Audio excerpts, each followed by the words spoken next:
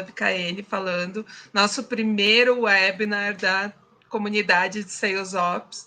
A gente está muito empolgado aqui, a gente tem duas personalidades aqui, uma da própria comunidade, que é o Michel, e a Laura.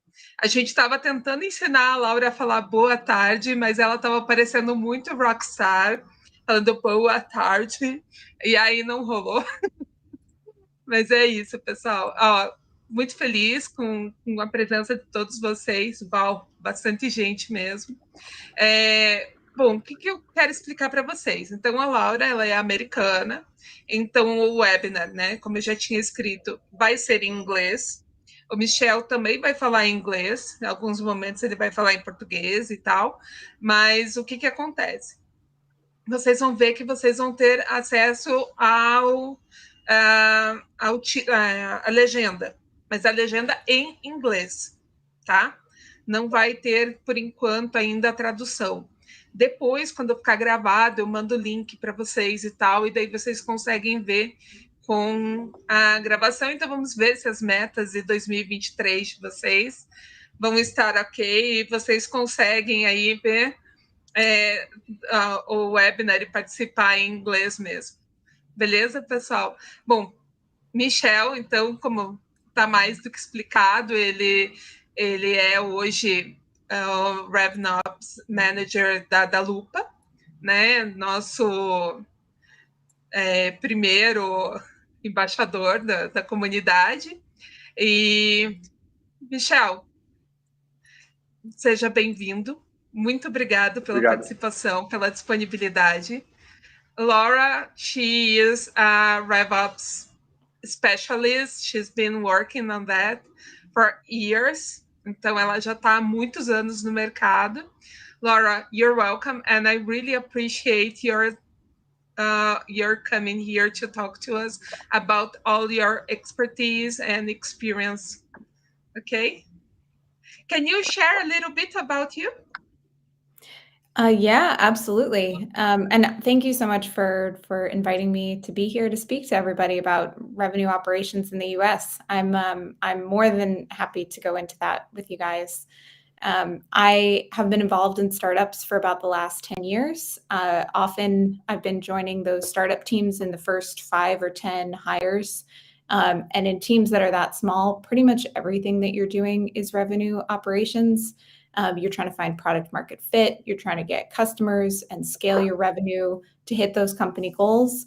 And as the companies scaled, I started establishing revenue operations teams within those companies. So I've also, in addition to doing the RevOps, I've been leading the teams.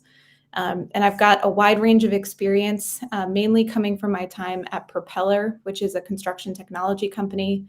As VP of RevOps at that company, I helped them scale from 0 to 20 million in annual recurring revenue, which was a wild ride and so much fun.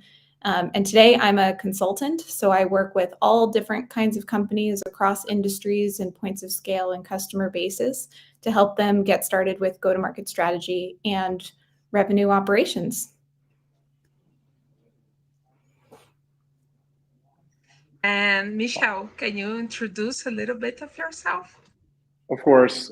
So guys, nice to meet you. I think I know a few of you already, but as some of you don't, my name is Michel Diamante. I'm from Brazil, actually, from Florianopolis, 29 years old. Really nice, really happy to be here today. My first time. I hope you like my little studio over here that I set up just for this webinar. I hope you like it. So we have Pokemon from first generation. That is my love and desire always. We have a little Floripa text over there, and a few wines. That so is something about my history as well. About my career itself, well, I started engineering, went to car manufacturing on BMW, then went directly to the tech industry. I'm already at 8-9 years already on the tech industry, beginning as SDR, BDR, then customer success, and had a huge opportunity to go as RevOps manager today in La Lupa. We are a New York-based Series B startup, B2B SaaS. So we focus on helping financial funds on analyzing all these public companies in US to make their investments, right? So it's a huge task. It's not easy, but I'm just loving it, right? And I'm really happy to be here with Laura to know more about US market and show you a little something a little bit like the main changes, the main differences between US and Brazilian market, and why it's so much needed for us to have much more operation areas on our companies. And it's not that expensive, it's not that hard, so everyone could do it, and why it's so essential, as Laura is going to show us here today. Sounds great. Thanks so much. And as we're getting started as well, if everyone could maybe say in the chat, it sounded like from Adriana, we have a lot of sales operations folks that have applied to attend this webinar, and maybe a few revenue operations folks as well. So if you are sales ops or RevOps or a different kind of ops, if you just want to put in the chat just what you are real quick, that would be great, because it'll give us a sense of who we're talking to and how we can make sure that this is as relevant as possible for you guys. And as we're getting started as well, if you have a question that feels relevant to the topic that we're talking about, feel free to put that in the chat. Adriana is going to help bring the questions that are most relevant for those topics forward so that we can actually stop and answer those questions. But we're also going to leave some time at the end for a more extensive Q&A, so we can get to some then as well. All right, so today we're going to be talking a bit about revenue operations, what it is, why it's important to adopt revenue operations. As Michel said, the differences between revenue operations in the US versus Brazil, and crucially, how to get started with that, especially if you're at different points of scale with your company. I've included a section at the end on who you should hire. So what does that hiring profile look like? And then, as I said, we'll go to some questions and answers. So you've already heard who I am. This is just a little bit more information about me. I'm going to have my email up on the last slide as well. If you have a question that you'd like to take after this webinar, feel free to shoot me an email or find me on LinkedIn, and I'm happy to talk to you about that. Anything on yours, Michel? Yeah, pretty much same on me. Pretty much working on the technology market for the last 8 years, mainly focused right now on understanding how we can help marketing, sales, and customer success areas on being much more efficient and much more efficacy.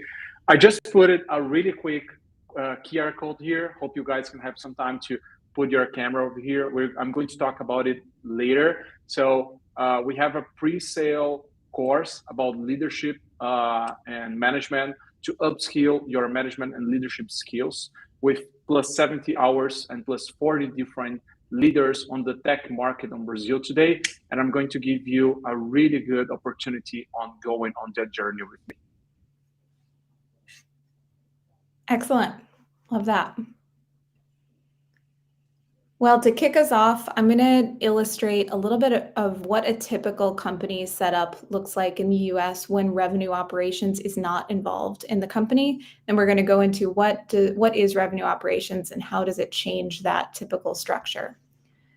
So this graphic is meant to show a standard company setup. So you have marketing, sales, finance, partnerships, customer success teams. They're all working as part of the whole, but they're also all working separately. They're kind of speaking their own languages with their own goals, their own day-to-day priorities, their own considerations. And they are sort of in these different silos. So you might have a very healthy company, but these teams might not be talking to each other and working together in the way that they could be. In a typical company setup like this, it's common to find that the business metrics are just not shared across the teams. So for example, finance might be tracking revenue, but they're doing that separately and sometimes even defining what revenue means differently than on the sales team. Marketing might be tracking the percentage of leads that convert, but sales may not share that same information. That's actually a very common disconnect where marketing says things are going really well and sales says, actually the leads that we're getting are not quality, things are not going very well. Also from customer success, sometimes health scores maybe don't find their way back to marketing, where they could be very much helped by things like nurture campaigns and things like that. So working in these silos really prevents the metrics from being able to work together towards the broader company goals. Another thing that we see happen with this setup is that the day-to-day processes often conflict with each other. So for example, marketing might be sending leads to sales as those leads come in, but sales may not be getting to those leads right away. Marketing is expecting that because of all the hard work that they're doing, bringing those leads forward, that the salespeople are jumping on them. But maybe the sales manager is telling those salespeople to deprioritize those leads. That is an example of a disconnect that can be fixed when those teams are working well together, but we often see it when those teams are working siloed away from each other. In another example, sales might be sending customers to the customer success team with the expectation that customer success is onboarding those customers. But customer success might actually need different information or more information from the sales team in order to do that. That's a very easy thing to automate within our systems and bring forward with the data, but it can't happen if those communications aren't happening between those teams. And it's something that we often see. In companies that are set up this way as well, leaders that are examining the business for opportunities, they might not be able to see what they can do to help. When teams are siloed like this, the bottlenecks and weaknesses can be really hard to diagnose. And areas for growth might be apparent in one team, but acting on those areas might have adverse effects for another team. And leaders of the individual teams often communicate with leadership in sort of self-serving ways. And sometimes they can prioritize their own team's needs over the needs of the whole company. Sorry, hang on one second. So when teams aren't tracking the business metrics the same, they're not sharing the goals across the teams, and they have conflicting day-to-day processes, those cross-team collaborations can be extremely difficult. So we can take the example of marketing trying to target a new persona, for example. In order to do this, they need the support of sales and customer success to make sure that the company is able to convert and support those new leads. Sales might not understand the reasons behind this decision. Customer success might be so overwhelmed that there's just no way that they can take on the work to support a new persona. But if marketing doesn't deliver on this, they might miss their goals. And that's an example of misalignment causing the friction between those companies. Really cool. One question, Laura. We have a question from our Almir Neves. He's asking, how do you see the evolution between sales ops or RevOps in this case, right?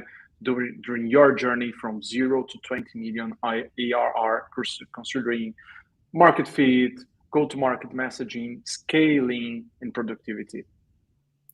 Yeah, it's a great question. And also thank you so much for giving me the chance to take a deep breath. Can be very nerve-wracking getting back into this presentation, and I appreciate the room to breathe. And it's a great question. So I actually, at my last company at Propeller, I was hired originally in a marketing manager role. We were moving from Australia market actually into the US market. And my first job was to try and open up that total addressable market. But we learned that the US market is so large that we were immediately overwhelmed with leads. And really our bottleneck was at the sales operations focus. So I raised my hand to move over into sales operations, helped build up the CRM, a lot of the initial sales strategy, helped us make a really repeatable sales motion, which we did not have at the time. But then once sales was kind of working in a good way, then we needed to turn our attention towards marketing because marketing became the bottleneck again. Once marketing and sales were working well, it meant that we had clients. So we needed to turn our focus to customer success. And sort of step by step, that's where revenue operations was born, because we had one operations team that was focusing on all of these different areas as they became focuses for the business as we were scaling. But we didn't necessarily start with revenue operations as an established team within the company. We were really just following the problems as they came step by step. That's very interesting because, go ahead, please. Oh, I was going to say, how does that match with your experience with Dalupa? Yeah, so it's interesting because it's pretty much the same for us at Dalupa. I actually started as sales ops manager. So basically, I was hired as an part-time SDR to check it how was going to check how can we grow our Brazilian operations. Then I started out doing some calls, etc. Then I said, Daniel, our co-founder, hey Daniel, I don't think that's going to work. Our culture, the way people pay things in B2B SaaS is much different than US. I think we should do it differently. He asked how, and I showed him just a little sample draft plan. And he said, okay, so that's something that we need someone to tell us that. I need you to come on board and tell me more about it, right? So we started out, and then we understood that we didn't have even our sales stages correctly, or the opportunity stages. After that, we understood, okay, so how is the data going in? Which fields does the AEs needs to go from, like the handover from marketing leads or like the outbound calls? And then, okay, so now sales is not perfect, but it's good. It's rolling out. We are getting traction. We are getting sales. But how does that go to customer success? Like, we're getting all these new customers and we're still getting churns. We're getting bad feeds churns. So, okay, so we need to understand from the customer success team, or even better, create a customer success team. So we started out, had a head of customer. Okay, so we need a system to integrate all this, like a CRM for sales, but for customer success, we started on gain side. So that was the beginning of RevOps at the Lupa. So basically, as you said, like the business was having hiccups and needing of someone to say, okay, we need someone to structure processes, structure ways for us to do things more in a more healthier way. Yeah, I think that's exactly it. And it is, even going back to this graphic, it's all the endpoints between these teams. So you saw the endpoint between sales and customer success. Often marketing and sales is a big conflict area. Sometimes sales and finance is a big conflict area. And revenue operations can sort of span those differences. And where we're showing this as very siloed, revenue operations can really bring all those pieces together to work as one. Yeah. And it's something, what we have here is an example of a project that kind of doesn't fit into any one of these categories. So a pricing change from a marketing sales perspective, they want the price to be as low as possible. When we're talking to finance, maybe they want the price to be as high as possible. None of those is really the right answer for the customer. If you had a separate team, like a revenue operations team, who could take the opinions of each one of these separate perspectives from these teams and really make an unbiased decision that's in the best interest of the company, that's really a better outcome than sitting the decision of a pricing change in any one of these specific teams. And when we talk about sort of like what is RevOps, I really like this quote from Forbes. It says, revenue operations was created as an end-to-end process of driving revenue from the moment a prospect considers a purchase, from marketing to when you close the deal, to sales, to their renewal and upsell in CS. And I'd also add into the revenue recognition process in finance. I'd also add with partnerships. Often that can be another way of driving those leads into your company.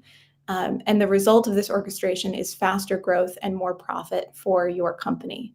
So really, RevOps is seeking to bring all these things together, as we said, and help the business side of your company to work better together.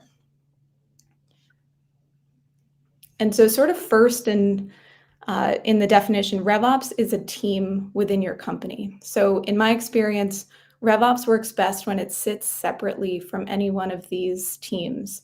You want your head of RevOps to hold equal seniority with your head of marketing, head of sales, head of finance, and they should be sitting on the leadership team just as your head of marketing, head of finance, head of sales would sit there.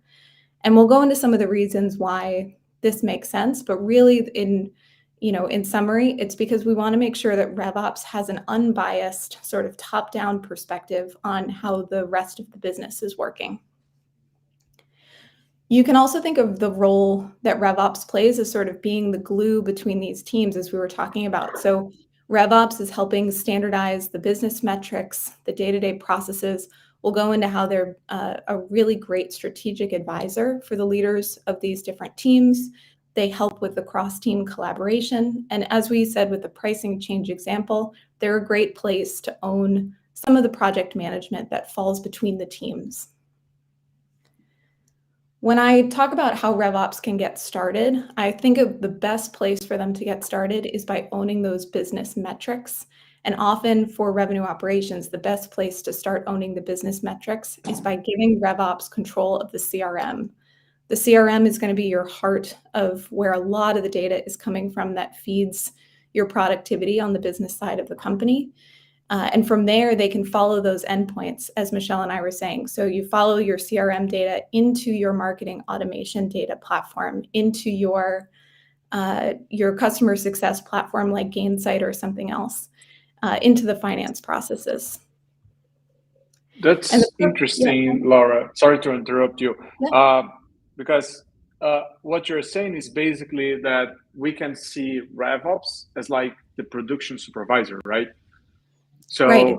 If you're saying that correct, if we're gluing all correct, we can understand as RevOps this kind of production supervisor. So lean manufacturing from engineering tells us the same thing, right? So we have our production line. We are, for example, creating a mouse. So we have the base, then we have the battery, then there are some hiccups in the production line. So these are the green zones and the red zones, right? So is RevOps the one area who is saying, okay, so which areas, how and when we should work in these red zones? I think that's exactly it. If RevOps owns the data, they're going to know first when things aren't working, when we have too few leads coming out of marketing, when we have not a high enough conversion rate on the sales team. They're going to be able to identify the bottleneck at a much higher level than any one of the team leaders would be able to, for example, because marketing really owns the marketing funnel. They don't own the entire customer journey end to end. But RevOps owning the data and really having more of a holistic perspective of the company, they're going to be able to point out those red zones and those green zones. That's really good. Can I ask you another question? That's actually from Edison Ferreira. He just asked a question right here. So basically what he's asking is, so most of the Brazilian companies, like 99% of them, are actually micro or small, like SMBs, right? So how to adapt these frameworks, this idea to have operations office, operation area, RevOps area, maybe like one person being responsible for only, not for a team, but maybe for its own notebook, right? So for the whole team to a Brazilian company, how do we adapt using these frameworks you were showing us? Yeah. I actually have a lot of experience with this because my role with these companies has often started very early in their development. So at the company that I was at before Propeller, there were only 5 of us at the company. We only scaled to 12 of us when I was there. And revenue operations was just as relevant to that company as it is to Propeller when they were, 200 plus employees. So what we found with RevOps is depends on where the scale of your company is. If you're very early and quite small, you might be focused on things like finding product market fit. But if you're at scale and your company is still quite small in terms of headcount, you're still going to need a lot of these functions. Someone still has to own the business data. Someone has to do the strategic advisory to the CEO, if not to the leaders of these different teams. Cross-team collaboration maybe isn't as relevant because you don't have so many different teams that you need to cross-collaborate within. But I think still having ownership and whole business side of the company perspective on the team is still really important. Whether or not you decide to call it RevOps, they'll be doing the RevOps function in that role. Right. Yeah. So really the purpose of having one centralized owner of this business data, of these documents, is to create a single source of truth. So with revenue operations, there's no need to duplicate your metrics tracking across your different teams. You don't need to have finance have its own definition of revenue. Your company shares one definition of revenue. You don't need to have sales and marketing tracking the conversion rates separately because they're going to be pulling from the same source of truth to get that information. It also prevents conflicts. So there's no, marketing says they're doing really well, sales says marketing's not doing really well. We're actually just pulling from the same source of truth for that information so everyone can get on the same page very quickly. It's an easy next step from this as well to have RevOps own the tech stacks, or at least have a really good working knowledge of the tech stacks from each one of these teams. Because in order to own the data, it's really important to own where the data is coming from or the behaviors that are driving where the data is coming from. Even if they don't have full ownership of it, it's really important that revenue operations understands how that's all happening.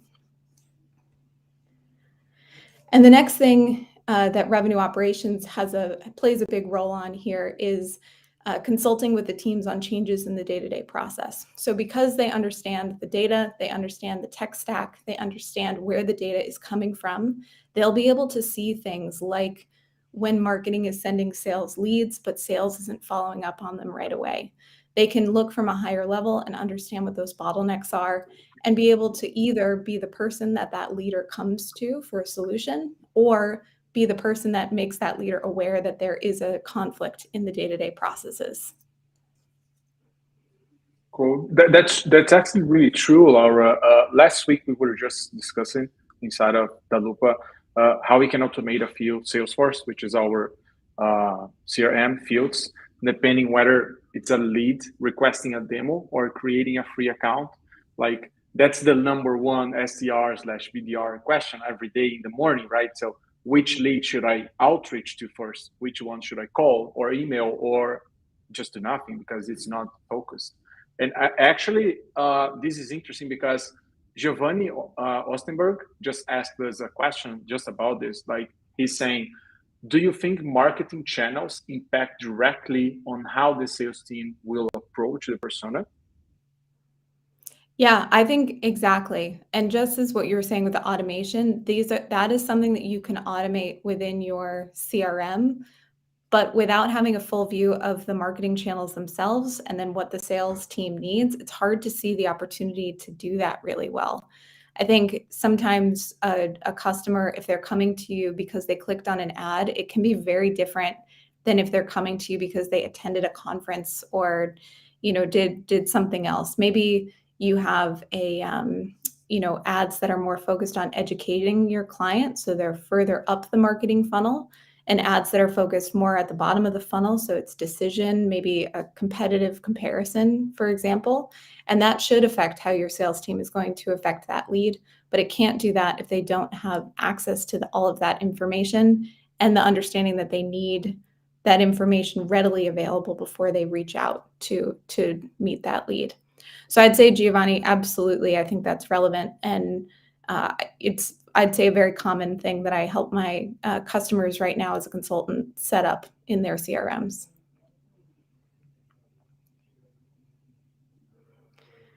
Yeah, so in addition to the day-to-day processes that revenue operations helps with, they also act very frequently as a strategic advisor. So they're going to see a lot of things that are happening on the teams. They're going to have direct access to the members of a lot of these teams. So when they meet, and I suggest that they do meet regularly,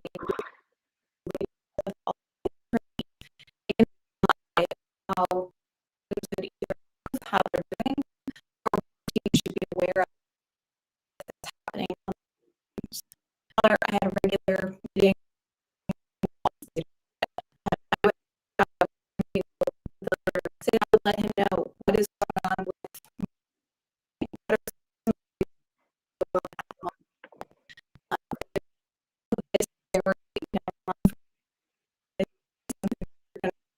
think about next quarter. Here's what the current conflict, and that really made it possible for him to do his job to pull more on the company. Hey, Laura, I think you are lagging a little bit. Maybe can you check your internet? Yes. Like your audio was lagging a little bit. I think it's back now. Oh, it looks like strength. Can everybody hear me? No, it's good. Okay, good. I'm glad to hear that. So sorry about that. Did summarize? Yeah, please do, Yeah. if you can. Yeah. So I think in summary, what I was saying is that the revenue operations head can be a really great resource for strategic advisory to these different heads.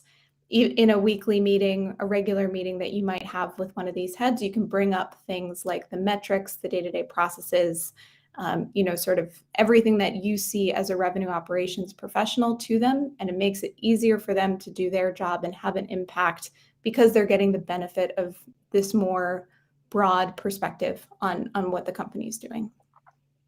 That's excellent. That's actually what just Brenner Natal just asked us. He's asking, does RevOps drive how will marketing, sales, customer success, in RevOps strategy itself, of course, support all the strategies of these areas? Yes, absolutely. I would say it depends on the mix of your leadership. I think within customer success, our customer success leader really drove those strategies. But in terms of how customer success interacted with the rest of the business or how we prioritized those resources for CS, in relation to the rest of the business, RevOps was really driving those strategies. And that's one of the great things about RevOps is having a RevOps team allows your head of CS, head of sales to do what they do best and really focus on being great at customer success and great at sales without having to worry about the endpoints to other teams, the cross-team collaboration pieces, and having that broad perspective because they're relying on RevOps to do that. Exactly. That's the same here. One thing we did when we actually started to have, I think we were at like 10, 15, almost 20% churn rate by last year. And then we hired a head of customer success, pretty senior one. He said, hey, I need Gainsight tool to have all my information to create my health score. He already used Gainsight in other companies as well. So it was like easy as just put a glove for him. So he entered, we created all the health score. And then what RevOps did is, okay, I will help you get all the information you need from Salesforce, which is our source of truth or CRM, back to sending going and back information and data to Gainsight. Also, not only from Salesforce, but also from our product, right? Because then we had to work not only with all these areas you were showing us, but also with engineering, with the product team to have this information. Because one of the biggest reasons why people just churn is they don't use the product. And we must know why and how. Most important, like technology products, right?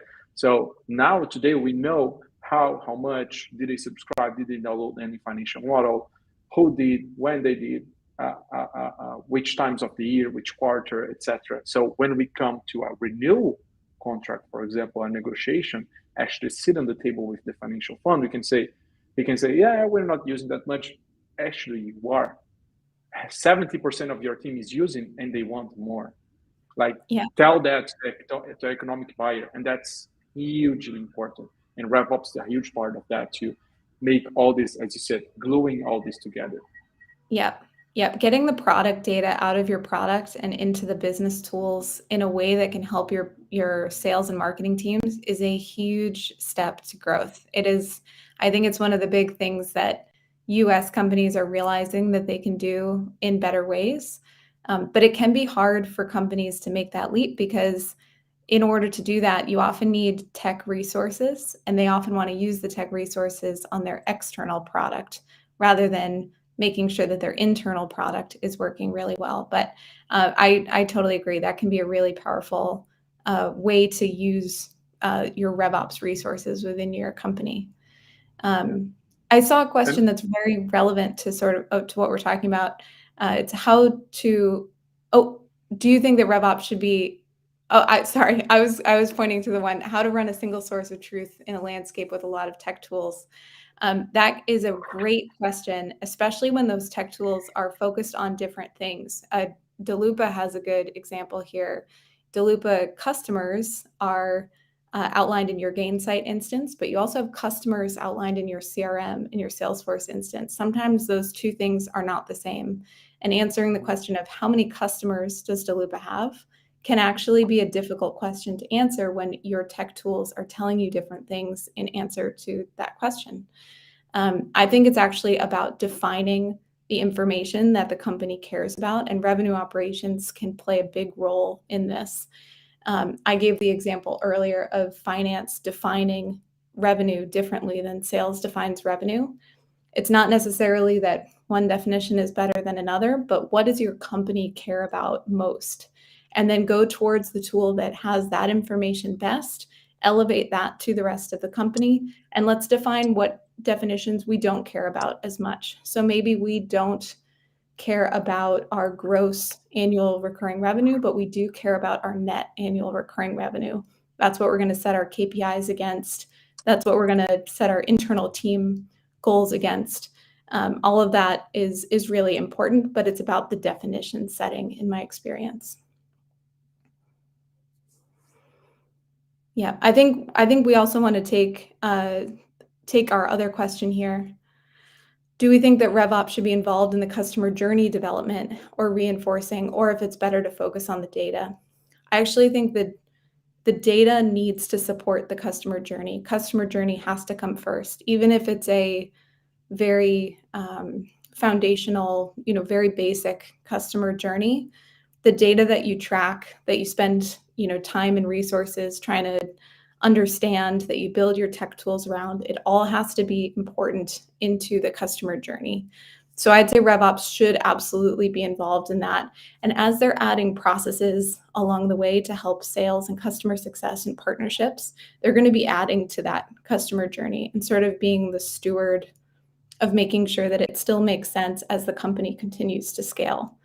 I can tell you at Propeller, our customer journey when we were at $0 of subscriptions looked very different than when we were at 20 million in subscriptions.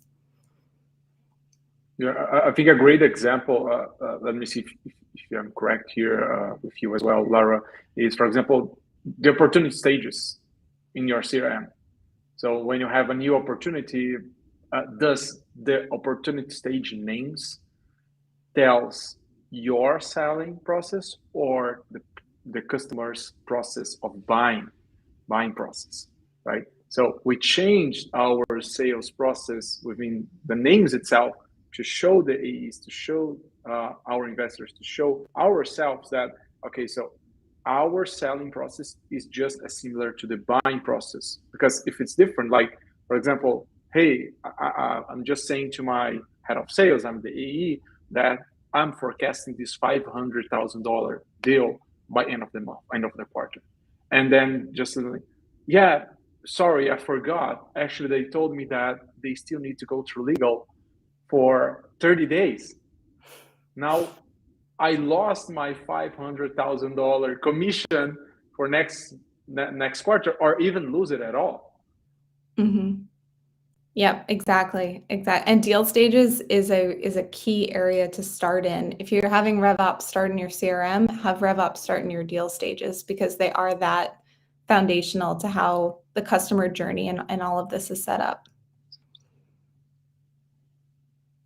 This is a great question, Brenner. Do you think RevOps will one day replace marketing, sales, or CS? I actually don't think that RevOps will replace those teams. But I do think that RevOps is a nice complement to those teams, a necessary complement. I think marketing, sales, and CS, as we saw in the first slides in this presentation, without RevOps, run into a lot of issues when they're trying to do cross-team collaboration, track metrics, a whole bunch of different things. RevOps really helps those issues, but RevOps cannot. I think RevOps should not necessarily own the skill set of building out your marketing campaigns, of actually being on the calls and selling to your customers, or of supporting your customers. And I think there's a lot of strategy that still needs to happen within those different functions that needs to sit in marketing, sales, and customer success. But without RevOps, they're not going to be working as well as they could be.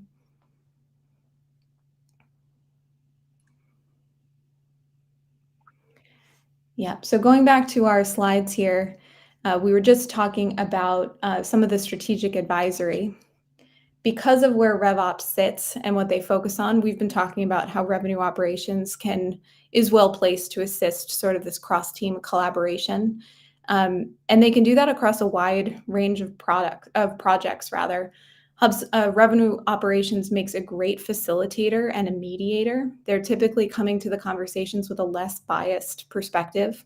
So for example, I've been in companies where revenue operations sits down with marketing and sales when they have strategy conversations together so that the data has a voice coming out of RevOps, that we're making very data-driven decisions, that we are thinking about the company as a whole, not necessarily just what's in marketing's best interest or in sales' best interest. And we're coming out with better outcomes for the whole company. That's really interesting. On a very interesting note, Lara, what I noticed is that today most of the companies already have some ops or RevOps or sales ops or marketing ops area in Brazil. Don't see the opportunity to be responsible for one part that it's often not talked about. We talked about marketing, we talked about working with customer success, sales, maybe even partnerships, but what about finance, right? So systems renewals, discounts, negotiation, decision making, influencing on those. So answering the finance team on behalf of all these operations areas. So mainly letting them being focused on their core business. So marketing is going to bus, sales is going to sell, and customer success is going to the farm, expand the current deals, right? So for example, in the Lupa, we just had a huge beneficial to that with almost $200,000 in savings in over 2 years. Do you see this trending in US today? Do you see why that could be important? How can other parts? I ask mostly because a lot of people in Brazil ask me, hey, how can I show the ROI of having a RevOps team? And for me, it was just as the simplest thing. Yeah, absolutely. I think that collaboration with finance is one of the most important pieces. It's typically, I'd say it's typically not the first place that revenue operations collaborates with. It's usually starting more on the marketing and sales side of the strategy. But the revenue recognition piece. So after revenue is won out of your CRM, how are you recognizing that revenue, especially annual recurring revenue? Is a big piece that finance usually owns, but it is actually extremely relevant to RevOps and maybe better to sit in RevOps because it really needs to act as business intelligence more than just finance intelligence. At Propeller, actually, we sat the annual planning exercise for many years within revenue operations because that's how important the revenue piece was to the annual plan. Finance was a big customer of that and a big contributor to the plan, absolutely. But really the exercise was sitting within revenue operations to do all the capacity planning and things like that. Yeah, and we've talked about it a bit so far, but in the example of who owns a pricing change, I think we'd agree at this point, revenue operations in this model is the best place to sit a cross-team project like this because they can do unbiased project management, take the perspectives of the other teams, but really turn that into a result that's in the best interest of the whole company. That's very interesting about this pricing change. We just had a few of different places where we were talking about. I think we were talking about just prior to our initiation of our conversation here with everyone. One of the companies that I've worked for, we just had the founders had this idea on the SaaS B2B online budgeting tool to focus on SMBs. And the idea is that they were just going to launch the product and everyone would work as like a all you can eat buffet, right? So people would come in, just sign up, pay like $10, $12, $40 a month and use the product. However, after 1 year, they didn't have any customers. So 0 customers in 1 year. So they were almost bankrupting the company.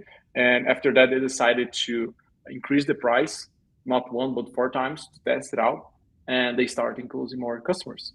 So what we realized is, hey, maybe this market is not aiming, is looking at this as the correct value proposition, right?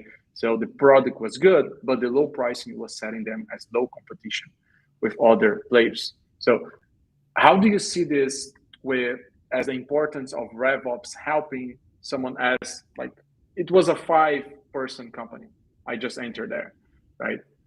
So how do you see RevOps helping them with these pricing changes? Yeah, I mean, even as I said, even in the 5-person company, someone is still doing the function of looking at the company from a high level perspective and taking, we're looking at the market data very clearly. You mentioned, what's important to the customer. We're also keeping in mind what's important for the company in terms of growth. Is it okay that, we're making these pricing changes? I think as long as someone is playing in that revenue operations function, you're still having success with this, even in a very small company. Interesting.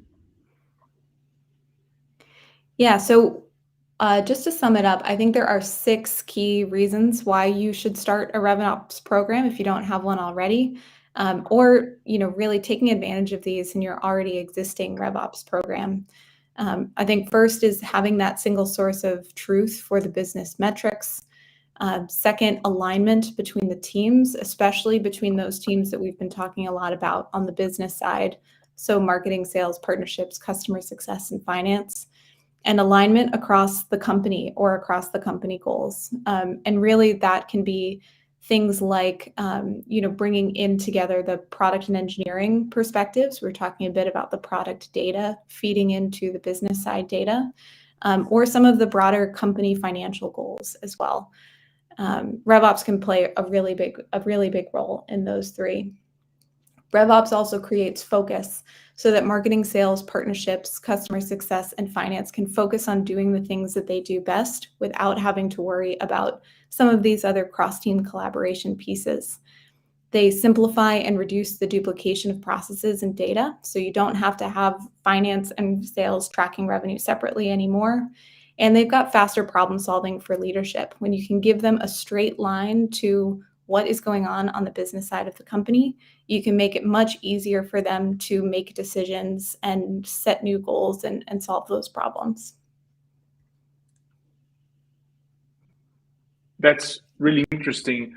To summarize that, I thought that we could bring wanting to summarize everything, okay, so but where does revenue operations sit, right? So how can we understand what are the main areas, as you said, that can help, that RevOps can help all these other area sector? Actually, we can see as like a big tree, like coming through like a 100-year tree that it has its roots everywhere. So we see RevOps, we can see in strategy, we can see in technology, we can see in performance, in operations. So there's data management reporting. We can have data analysis in tech strategy, sales forecasting, customer success, marketing forecasting as well too, KPIs, metrics, compensation plans. One thing that normally people don't talk about in operations, contracts and SLAs. Like one of our projects for this year is making sure that we have the correct data for audits. So if any audit company needs to see our data, okay, so you guys are saying that you are having the revenue of X. Where do you have the proof of that? Like, do you want to grow? Great, but I need to make sure that you are. Or like today we are a Series A startup. Okay, so you want to go to Series B. We need to show that. So it doesn't come like whenever we have an audit or another round, or we go like, that's an idea that we have to go IPO in a few years on US market. Our stock price is just going to implode itself, right? So there are a lot of little key things that normally people are not paying attention, but are as important as make a sale, as retain a customer, as have a qualified lead, that normally are done in the backstage. Yeah, Absolutely, absolutely. And I've seen RevOps be responsible for all of these things, and the company definitely be better for it. I think having RevOps sort of sitting in the middle between these teams, being the one that owns some of these pieces where normally contracts might fall to sales, for example, it really benefits the company overall. That's great. We want to take a little bit of time and talk about some of the differences between the US and Brazil's sort of adoption of revenue operations. So Michel, what would you say that's like in Brazil today? Like the main different aspects that I'm seeing for the last 2 years working for a US market company, and we are like 99% focused on US today, is mostly the method of decision making, the time for the decision making, and when, like the stage of decision making. So most and foremost are the difference between a relational and I focus on profit method of decision making. So I'm seeing today like trending on like normally co-founders, founders, even some investors like seeing the relationship with, for example, okay, so which CRM am I going to buy? Which I don't know person am I going to hire? That doesn't help. It's happening a lot, but it still happens. And when I go to US market, I always see, okay, so what's the ROI? What's the ROI? What is the ROI if I make this decision, right? So my co-founder, my head of sales, every time when I tell them, hey, I'm thinking about doing this, I already need to have plan A, B, and C of why and how I'm doing this. So I'm seeing as Americans do this much more earlier stage than much later. And my co-founder is the first company he's founding. You know, he's 27, 28 years old. He worked in Microsoft Great and other companies, but it's the first time he's founding. But here it's like it's inserted in their ideas, in their core, in the culture of understanding this.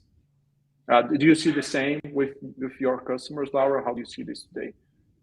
Yeah, absolutely. I think where RevOps, it sounds like is more of a rare function in Brazilian companies, or at least named in RevOps. It's become really a standard in the US. It's less about do you have a revenue operations function? It's more how well is that function working? How efficiently? How can things be different and better? So I think the standard across the companies that I typically work with is that someone is working in this function. It's just the differences are in those specifics, what's under their umbrella and how well are they approaching those things. Great. Yeah. Another thing I was like thinking about was about the stage of decision making. Like, what are the stages of the company between like a tech company in Brazil and a tech company in US? Like, when do we want to get like seed rounds or Series A or Series B? I'm seeing like companies like Dalupa being much more evaluated. Of course, that depends on a lot of different things, on a lot of different aspects. But like being much more available in US, like venture capital money, than in Brazil. So when people come to Brazil, they want to know much more about the business before actually investing in them. Yeah, absolutely. And I think where in the US, maybe I'd say companies here probably feel that they need to answer a lot, for a lot of those questions as well, but it's probably not to the level that Brazilian companies need to. I think sometimes the revenue operations function can start a little bit earlier in the US. But yeah, I think it's the bar is definitely lower, I think, in the US for some of that VC funding. Yeah. So just keeping an eye on the time here, we can absolutely take questions from folks. I do want to address a question that Bruno had in the chat about what is the, I think it's what's the best professional profile for a revenue operations position. We've actually got a great slide that covers some of that information here. These are the 6 things that I really look for when I'm hiring into the revenue operations team. So I tend to look for a doer who leads, not a leader who does.